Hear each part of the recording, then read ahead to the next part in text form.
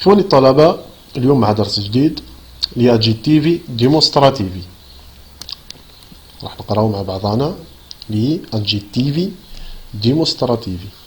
وقبل ما نبدأ الدرس حبيت نقول لكم أنه لازم إجباريا أن تحفظ عنوان الدرس باه ما تخلطلكش الدروس. درك عندنا لأجيتيفي ديمونستراتيفي، بعد عندك لأجيتيفي بوسيسيفي، بعد عندك لأجيتيفي انديفينيتي. لابد أن تكون حافظ اسم الدرس باه ما تفهم السؤال وتقدر تجاوب بالإجابة الصحيحة. ننطلق على بركة الله. بسم الله. وش راح نقراو؟ راح نشوفوا بعض الأمثلة. إزامبي: questo e quello, la forma degli aggettivi è e pronomi dimostrativi. في الأخير aggettivo o pronomi. Esempi di aggettivi dimostrativi. بعض الأمثلة في البداية قبل الشرح حتى تستطيع ملاحظة الفروقات وتأخذ فكرة عامة على ما سندرس. Quest'amico, questi amici plurali, quell'uomo, quegli uomini plurali anche, quel libro singolare, quei libri, quella casa, quelle case. كما رأيتم الأمثلة: quest'amico singolare صديقي، هذا صديقي. questi amici هؤلاء أصدقائي. ننطلق في الشرح. questo e quello. ما معنى questo e quello؟ Gli aggettivi dimostrativi specificano posizione e tempo del nome a cui si riferiscono. Gli aggettivi dimostrativi هدفهم هو تعيين مكان posizione أو الوقت del nome a cui si riferiscono. Questo ma معنى questo indica una persona, un animale o una cosa vicini nello spazio e nel tempo a chi parla. questo للقريب. هذا عندما تقول هذا بالعربية للقريب. questo indica una persona. هذا إما يكون هذا شخص أو هذا حيوان أو هذا شيء. cosa vicini قريبة من nello spazio من المكان من الذي يتكلم. أنا عندما أتكلم أقول هذا أي أنه قريب مني أنا المتكلم هذا. أما quello ذاك للبعيد. indica una persona, un animale o una cosa lontani. جت plurali lontani لأن ذكرنا persone, animale, cosa lontani nello spazio e nel tempo sia da chi parla che da chi ascolta. quello للبعيد. ذاك يكون بعيد على المتكلم وكذلك بعيد على المستمع. ذاك. إذن questo هذا للقريب، quello ذاك للبعيد. المشكل ليس في هذا وذاك لكن في la forma. والآن نرى مع بعضنا la forma di questo. vicino كما قلنا vicino معناتها قريب. vicino nello spazio e nel tempo. نقول في هذا الزمان. هنا نتكلم على الزمان. هذا الزمان نستعمل questo في الزمان. هذا القلم مكان أي مكانه قريب مني. هذا. بالنسبة لكويستو كما ترى معنا في الجدول ماسكيلي femminile. لدينا المذكر والمؤنث. لدينا المفرد والجمع في المذكر، المفرد والجمع في المؤنث. كويستو للمفرد. وسبق ودرسنا في السنة الثانية جينيري اي نوميرو. قلنا الأو دليل على المفرد المذكر. libro o. questo هنا aggettivo dimostrativo. هذا questo للمذكر المفرد. quest accento وapostrofo. هنا l'apostrofo سنرى متى نضعها. البلورالي دي questo e quest هي questi بالإي بلورالي ماسكيلي. أما femminili questa quest queste plurali. أمثلة io ho questo libro أنا عندي هذا الكتاب. كتاب مفرد ماسكيلي سينجولاري نستعمل questo o io ho questi libri هنا libri plurali نستعمل l'aggettivo dimostrativo plurali questi libri. io ho quest'astuccio هنا استعملنا quest وحذفنا الأو لأنهم التقت دوي فوكالي الأو والآ نحذف الأولى أو ونضع في مكانها أبوستروفو تولي كويستو أستوتشو هو المقلمة بالعربية. noi abbiamo questi astucci في البلورالي لا نحذف أي شيء نضع الإي لأنها بلورالي وهذا سبق ودرسناها كما قلنا في السنة الثانية وقد أعدت شرحها باختصار. ثم كويلو هنا كويلو تحتاج بعض التركيز. La forma quello lontano nello spazio e nel tempo. quello قلنا ذاك للبعيد. quello هي لديها 7 حالات أو 8 حالات مثل ما درسنا في articoli determinativi. أدوات التعريف هم 8. كذلك هنا نفس القواعد التي طبقت في l'articoli determinativi نطبقها مع quello. كويل إذا بدأت الكلمة بكونسونانتي كوي بلورالي. كويلو إذا بدأت الكلمة بالحالات السبع إسي بيو كونسونانتي بي إني بي إسي جي إني إكس إيغريكا زيتا. ثم كويل عندما تبدأ بفوكالي. كويلو إكويل بلورالي كويلي. هنا فيمينيلي لدينا كويلا كويل أبوستروفو كويلي بلورالي. أمثلة إيو أو كويل ليبرو أنا لدي ذاك الكتاب. لماذا استعملنا كويل ليبرو؟ لأن ليبرو نومي اسم بدأ بكونسونانتي إلي. إيو أو كويل أستوتشو هنا استعملنا كويل دوي إلي أبوستروفو لأن أستوتشو المقلمة كلمة أستوتشو بدأت بفوكالي نستعمل كويل. io quello zaino هو حقيبة الظهر. quello zaino بدأ بزيتا من الحالات السبعة. io ho quella penna بدأت انتهت بالآ فيمينيلي نستعمل quella. quell'aula هنا دوبيا إلي أبوستروفو أولا قسم e vuota. quell'aula è vuota تلك أو ذاك القسم فارغ. Noi abbiamo quei libri. quei libri هنا plurale quei libri. Noi abbiamo quegli astucci plurale. Noi abbiamo quegli zaini plurali نفس الشيء كما قرأنا في gli articoli. lo اللي apostrofata plurali gli. كذلك quello quel plurali quegli. Io ho quelle penne plurali quelle penne. quell'aula هنا quelli aule sono vuote. جيد جدا. نزيد من الشرح. كما قلت لكم أن quello تخضع لنفس قاعدة gli articoli determinativi. il tavolo quel tavolo. l'orologio لأنها بدأت بفوكالي نستعمل إلي أبوستروفاتا هنا أيضا quel doppia إلي أبوستروفاتا orologio. lo studente quello studente.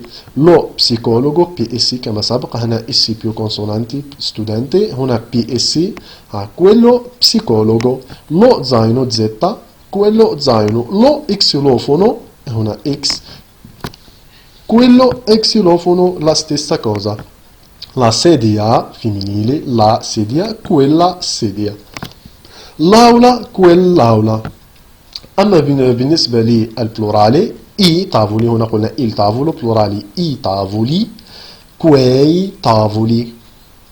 تذكر أيضا l'orologio quell'orologio هنا gli orologi quegli orologi.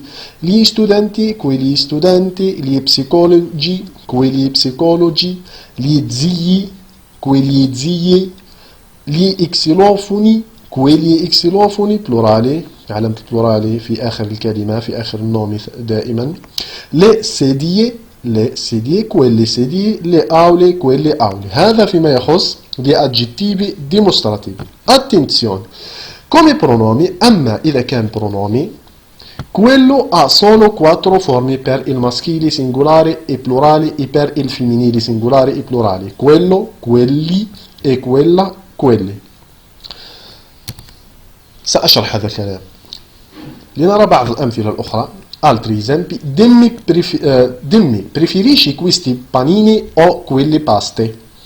قل لي هل تفضل هذه البانيني أو كويلي باستي أو تلك باستي العجائن. هنا كويستي القريبة، كويلي البعيدة. كويلي باستي استعملنا كويلي باستي لأنها فيمينيلي بلورالي. Ugo ha curato quel povero cucciolo. Quel povero، هنا povero o maschili استعملنا quel ذاك. Queste caramelle erano tutte in quella scatola. quella scatola femminile استعملنا quella. Poi questo mese non ho fatto assenze. Quel pomeriggio ci siamo proprio divertite. Quel pomeriggio plurale maschile singolare. Quel بدأت بكونسونانتي. quello بدأت بإسي più consonanti. spettacolo. quelli spettacoli plurali إسي più consonanti انتهت بالإي plurali نستعمل quelli. قلت أننا درسنا الادجيتيف ديمونستراتيفي، لكن هناك فرق بسيط بين الفرق بين الادجيتيفو و برونومي. الفرق بين الادجيتيفو و برونومي قبل ما أبدأ الشرح. adjetivo معناها الصفة. برونومي معناها ضمير. ولدينا في العربية الصفة تتبع الموصوف والضمير هو ضمير يضمر. هنا ماذا قال؟ nei casi visiti finora i dimostrativi sono aggettivi dimostrativi perché accompagnano un nome. قال لك في الأمثلة السابقة درسنا dimostrativi sono aggettivi كلهم عبارة عن صفة. لماذا؟ لأنهم accompagnano un nome، لأنهم يصاحبهم الاسم. أي أن l'aggettivo dimostrativo الفرق بينه وبين البرونومي أن l'aggettivo يأتي بعده دائما الاسم. الصفة تتبع الموصوف. الموصوف دائما حاضر في الجملة. مثاله questo libro questa settimana. questo libro، هنا questo هذا اسمه aggettivo dimostrativo لأن وراءه صاحبه النومي libro. questa settimana نومي صاحب l'aggettivo إذا اسمه aggettivo. الفرق الوحيد هو في الاسم في التسمية فقط. أما في الاستعمال تقريبا نفس القواعد إلا خلاف بسيط سأذكره الآن. قلت quella casa، هنا وصلنا إلى هنا. quella casa هنا quella اسمه aggettivo dimostrativo. quell'anno. I dimostrativi possono anche essere pronomi dimostrativi. قال لك أن dimostrativi يعني صفات يعني الإشارة تستطيع أن تكون ضمائر dimostrativi quando stanno al posto del nome، عندما تحتل مكان النومي، أي أنها النومي يضمر وتصبح ضمير. lo sostituiscono أي أنها تعوض per non ripeterlo لكي لا نعيده. مثاله questa penna non scrivi dammi per favore quella penna. هنا questa penna أتى بعدها الاسم هذا اسمه aggettivo. هنا quella penna أتى بعدها الاسم هذا اسمه aggettivo. في كلتا الحالتين في هذه الجملة أتى بعد الديمونستراتيفو أتى بعده الاسم إذن هو aggettivo، إذن هو صفة لأنها الصفة تبعها الموصوف. questa penna quella penna. questa penna non scrivi هذا القلم لا يكتب. اعطني من فضلك ذاك القلم. per non ripetere penna la seconda volta diciamo لكي لا نكرر كلمة penna في الجملة مرتين ماذا نفعل؟ نقول questa penna non scrivi dammi per favore quella. هذا القلم لا يكتب اعطيني من فضلك ذاك. ذاك هنا كما ترون أنه لم نذكر بعده penna، هنا يصبح اسمه برونومي، أي أنه penna la penna أضمرت في questo pronomi وأصبحت تحل مكانه. questa penna non scrivi dammi per favore quella. quella in questo caso è un pronomi dimostrativo. قلت أنه الفرق الوحيد بين l'aggettivo dimostrativo e pronomi dimostrativo أن l'aggettivo يتبعه دائما الاسم، بالعربية الصفة تتبع الموصوف، أما البرونومي فالاسم يضمر فيه وهو يصبح يعوض الاسم، كما في هذه الجملة questa penna non scrivi dammi per favore quella. quella in questo caso è un pronome dimostrativo. لماذا؟ لأنه عوض الاسم في بداية الجملة هنا questa penna، وهذا لتفادي التكرار. نوتا بيني في الأخير هناك أيضا كلمتين لابد من أن تتذكرهم كما في هذا المثال. ripeti sempre la medesima frase. هذا مثال. ripeti sempre la medesima frase. prendo sempre il bus alla stessa fermata. هنا medesima stessa كما في هاتين الجملتين هما يعتبران كما هنا سأقرأ ماذا قال. medesimo e stesso sono considerati dimostrativi اسماء إشارة e servono a indicare persone o cose con caratteristiche simili o uguali. simili مشابهة أو مساوية. si accordano in genere e numero con la persona o la cosa a cui si riferiscono e sono accompagnati da articoli determinativi. مثاله madri e figlia si somigliano. madri e figlia الأم والبنت يتشابهان. hanno gli stessi occhi لديهم نفس العينين e la stessa bocca لديهم نفس الفم، أي أنهم متشابهين. stessi نفس stessa نفس، وقلنا أنهم accompagnati da articolo determinative. و si accordano accordano أي أنه إذا كان النومي بلورالي gli stessi plurali، إذا كانت femminili stessa، وهكذا. إذا medesima stessa هما بمعنى كلمة في العربية نفس. ripeti sempre la medesima frase، يكرر دائما نفس الجملة. prendo sempre il bus alla stessa fermata، آخذ دائما الأوتوبوس في نفس المحطة أو في نفس fermata، في نفس المكان، يأخذ في نفس دائما في نفس المكان لا stessa fermata. بهذا نكون قد انتهينا من الشرح. أعيد وألخص أقول أن questo للقريب، quello للبعيد. questo لديه 4 صيغ: questo singolare maschile، plurali questi، questa femminili singolari، plurali queste. أما quello إذا كان aggettivo dimostrativo أي أنه بعده يأتي دائما الاسم، لديه 8 حالات على حسب gli articoli determinativi: quel، quello، quel doppia L apostrofo، quei، quelli plurali، ثم الفيمينيلي لدينا quella، quel doppia L apostrofo e quelli plurali. أما إذا كان quello هو برونومي أي أنه ضمير فهو مثل questo لديه فقط 4 حالات: quello، quelli، quella، quelle. وبهذا نكون انتهينا من الشرح. شكرا لكم على حسن الاستماع والإصغاء والانتباه معنا. أرجو أن تعيدوا الفيديو أكثر من مرة حتى تتمكنوا من فهم ما فيه من معلومات، ونلتقي بعد هذا في حل التمرين إن شاء الله. والسلام عليكم ورحمة الله وبركاته.